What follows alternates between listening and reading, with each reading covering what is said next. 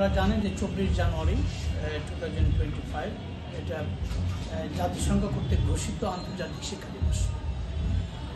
আন্তর্জাতিক শিক্ষা দিবস উপলক্ষে আমাদের একটা সায়েন্স কিছু আছে, যে জন্য আমরা যেহেতু এডুকেশন নিয়ে কাজ করি, বিশেষ করে জ্ঞান ও চিন্তার পুনর্গঠনে আমাদের প্রতিষ্ঠান কাজ করে, সেই জন্যে আন্তর্জাতিক শিক্ষা দিবস উপলক্ষে আমাদের কিছু সায়েন্সের জন্য মূলত আমরা এখানে আপনাদেরকে ডেকেছি। আপনারা এখানে যারা উপস্থিত আছেন ঢাকা বিশ্ববিদ্যালয় সাংবাদিক সমিতি, আপনাদের সবাইকেই আমাদের পক্ষ থেকে আন্তরিক অভিনন্দন জানাচ্ছি এবং আপনাদেরকে আন্তরিক অভিনন্দন জানিয়ে আমি আমার কথা এখানে শুরু করছি।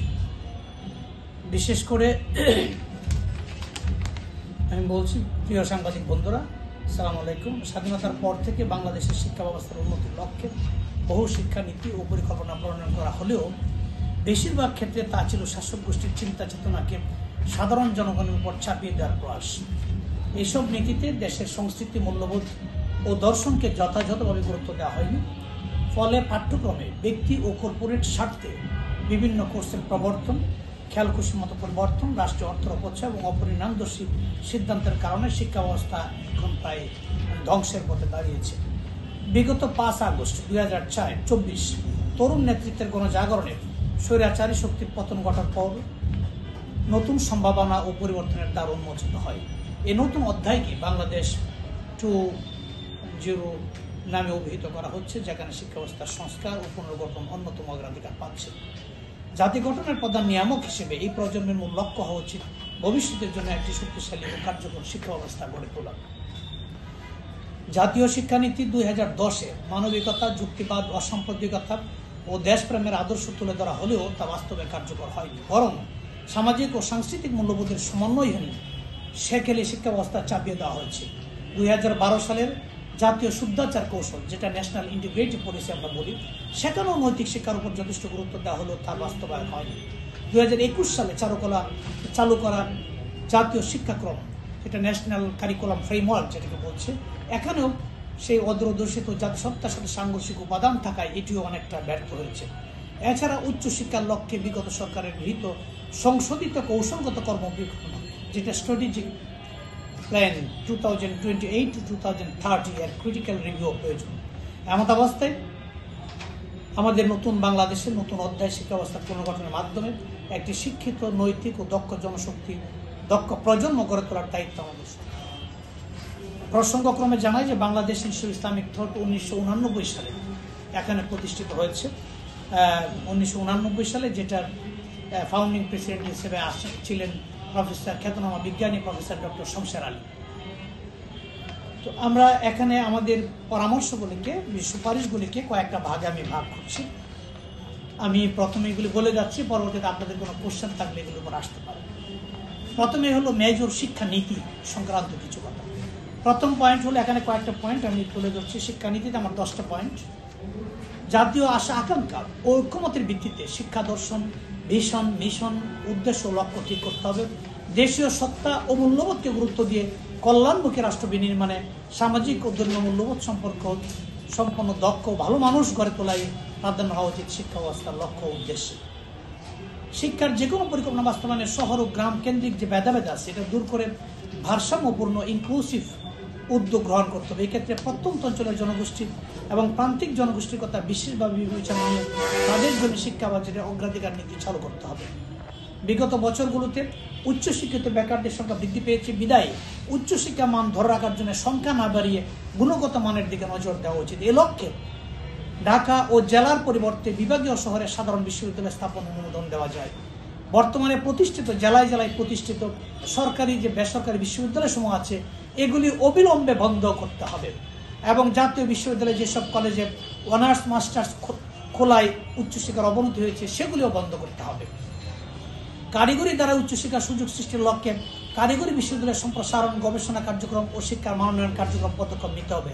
এ লক্ষ্যে বর্তমানে জেলায় জেলায় প্রতিষ্ঠিত যে বিশ্ববিদ্যালয়গুলি আছে, সেই বিজ্ঞান ও প্রযুক্তি বিশ্ববিদ্যালয়গুলিকে কারিগরি শিক্ষায় বিশ্বায়িত প্রতিষ্ঠান হিসেবে গড়ে তোলা যায়। কারণ এগুলি যদি কারিগরি শিক্ষায় বিশ্বায়িত প্রতিষ্ঠান করা যায়, তাহলে প্রত্যেকটা জেলা লেভেলে যে পিছিয়ে পড়া বা আন্ডার প্রিভিলেজ যে স্টুডেন্টগুলি আছে বা যে লোকগুলি আছে, তারা একটা কর্মসংস্থানের সুযোগ সৃষ্টি হবে। ইভেন তারা যদি বিদেশে যায় তাহলে এখন যে রিমিটেন্স এর অন্তত 10 গুণ রিমিটেন্স আদায় করা সম্ভব। এটার মধ্য দিয়ে যদি প্ল্যান করে ওই জেলাগুলির প্রতি জেলায় বিশ্ববিদ্যালয়গুলিকে যদি কারিগরি শিক্ষায়ত করা যায়, এখান থেকে এই প্রতিষ্ঠান দ্বারাই পুরো জেলার, আমাদের একটা সার্ভেতে আসছে যে পুরো জেলার স্বয়ংসম্পূর্ণ অর্থাৎ আত্মনির্ভরশীল হিসেবে গড়ে তোলা সম্ভব। অথচ এখন বিশ্ববিদ্যালয়ের মধ্য দিয়ে এটা শুধু ব্যাকআপ তৈরি হচ্ছে, প্রকারান্তরে কারিগরি এটা করার মধ্য দিয়ে এটা করা সম্ভব। কাজে আমরা দাবি করছি যে জেলায় জেলায় কারিগরি এখন যে বিজ্ঞান প্রযুক্তি বিশ্ববিদ্যালয়গুলি আছে এগুলি বন্ধ করে এগুলিকে অবিলম্বে কারিগরি শিক্ষায়তন হিসেবে গড়ে তোলা হোক, যেখানে আনপ্রিভিলেজড মানে যারা আছে, যারা হায়ার এডুকেশন করতে পারবে না জেলা লেভেলে, গ্রাম লেভেলে, তাদেরকে সুযোগ করে দেওয়া হোক এবং তারা বাইরে যাওয়ার ব্যবস্থা করা হোক। এরপরে বলছি যে ঢাকা বিশ্ববিদ্যালয় সহ দেশের বাছাইকৃত বিশ্ববিদ্যালয় যেগুলি আছে এগুলিকে রিসার্চ বেসড ইউনিভার্সিটিতে উন্নীত করা। কারণ আপনারা জানেন যে উন্নত বিশ্বে শুধু আমাদের এখানে ইউনিভার্সিটিগুলি হচ্ছে টিচিং বেসড ইউনিভার্সিটি, কিন্তু উন্নত বিশ্বে আসলে রিসার্চ বেসড ইউনিভার্সিটি। ইউনিভার্সিটিগুলি রিসার্চ করবে আর গভর্নমেন্ট রিসার্চগুলিকে ফলো করবে। মূলত এই পলিসি রিকমেন্ডেশনের ভিত্তিতে গভর্নমেন্ট তার পলিসি ঠিক করবে। কিন্তু এখন আমাদের দেশে কি হচ্ছে? আমাদের দেশে কিন্তু এটা নাই। আমাদের দেশে মানে রিসার্চের জায়গায় পড়ে আছে, শুধু থিসিস লিখে পিএইচডি করে অমুক বাস আমাদের গুদাম ভরতেছে, কিন্তু দেখা যাচ্ছে পলিসি লেভেলে এটা কোনো সম্পর্ক নাই। এই জন্য ন্যাশনাল পলিসি, ইন্ডাস্ট্রি এবং একাডেমিয়া সমন্বয় করে এই ধরনের রিসার্চ বেসড ইউনিভার্সিটি করা এখন প্রয়োজন।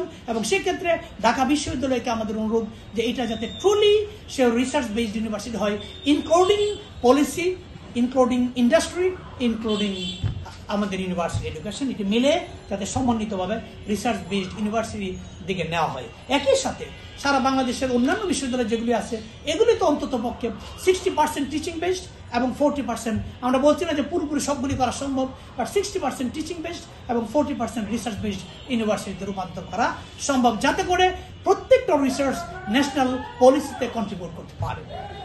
এরপর আমরা বলছি যে কৃষি নির্ভর দেশ বিবেচনায় কৃষি বিশ্ববিদ্যালয়ের শিক্ষা কার্যক্রম সম্প্রসারণ করার পাশাপাশি উন্নত গবেষণা কার্যক্রম পরিচালনার জন্য ব্যাপক ভিত্তিতে অবকাঠামোগত উন্নয়ন ও সরকারি বেসরকারি বিনিয়োগ বৃদ্ধি করতে হবে। জাতীয় বিশ্ববিদ্যালয় ও ইসলামী আরবি বিশ্ববিদ্যালয়ের মতো এফিলিয়েটিং ইউনিভার্সিটিতে মান কঠোরভাবে নিয়ন্ত্রণ ও মনিটরিং এর ব্যবস্থা করা, যাতে করে যত্রতত্র কলেজ মাদ্রাসা গড়ে উঠতে না পারে এবং দক্ষ গ্রাজুয়েট বের হতে পারে। সকল স্তরের শিক্ষকদের জন্য গুরুত্বপূর্ণ পয়েন্ট যে স্বতন্ত্র বেতন স্কেলের মাধ্যমে শিক্ষকদের উপযুক্ত বেতন এবং তাদের সামাজিক মর্যাদা নিশ্চিত করতে হবে। এখন দেখা যায় শিক্ষকদের সামাজিক মর্যাদারা সেভাবে নাই। অনেক ক্ষেত্রে দেখা যায় সার্কিট হাউসে জেলা যখন যায়, এই সার্কিট হাউসে সচিবদের থাকলে, জজদের থাকলে তাদের জন্য ভিআইপি রুম বরাদ্দ থাকে, কিন্তু বিশ্ববিদ্যালয়ের শিক্ষকদের জন্য সেই অ্যারেঞ্জমেন্ট এখনো নাই। অথচ এই যে সামাজিক বৈষম্যটা, এটা একটা মারাত্মক। অথচ বিশ্ববিদ্যালয়ের শিক্ষকরা কিন্তু সচিব তৈরি করে, জজ তৈরি করে, বিচারপতি তৈরি করে, কিন্তু তাদের জন্য স্ট্যাটাস নেই। এই জন্য আমরা বলছি এই সামাজিক মর্যাদাটা এনশিওর করতে হবে এবং মেধাবীরা যাতে শিক্ষকতাকে পেশা হিসেবে নিতে পারে সেই জন্য স্বাচ্ছন্দ্য বোধ করে এই জন্য জেএসসি পিএসসির আদলে এডুকেশন সার্ভিস কমিশন গঠন করতে হবে। যারা আমাদের যেমন পিএসসি আছে, পাবলিক সার্ভিস কমিশন, শিক্ষকদের জন্যই আলাদা একটা সার্ভিস কমিশন গঠন করতে হবে, যা অন্যান্য কর্মক্ষেত্রের তুলনায় সামঞ্জস্যপূর্ণ এবং বৈষম্যহীন হবে। এবং উন্নত বিশ্ব যেখানে শিক্ষকতাকে যে গ্রেডে মর্যাদা দিয়েছে, আমাদের এখানে সেই মর্যাদায় যাতে নিয়ে আসা সম্ভব হয়। এরপরে আরেকটা প্রস্তাব হচ্ছে প্রথম থেকে চতুর্থ, আপনারা হয়তো জেনে থাকবেন কিনা জানি না, ইন্টারন্যাশনালি রাষ্ট্র এবং তৎকালীন স্কলাররা মিলে ইন্টারন্যাশনাল কনফারেন্স করেছে 1977 থেকে 1983 সাল পর্যন্ত, যেখানে সারা বিশ্বের সব তৎকালীন সময়ের যত স্কলার ছিল সবাই স্কলার ছিল এবং তৎকালীন সময়ের সরকার প্রধান বা সরকার রিপ্রেজেন্টেটিভরা ছিল। তারা মিলে এটাকে ওআইসির উদ্যোগে একটা মক্কা ডিক্লারেশন নামে একটা রেজুলেশন এখানে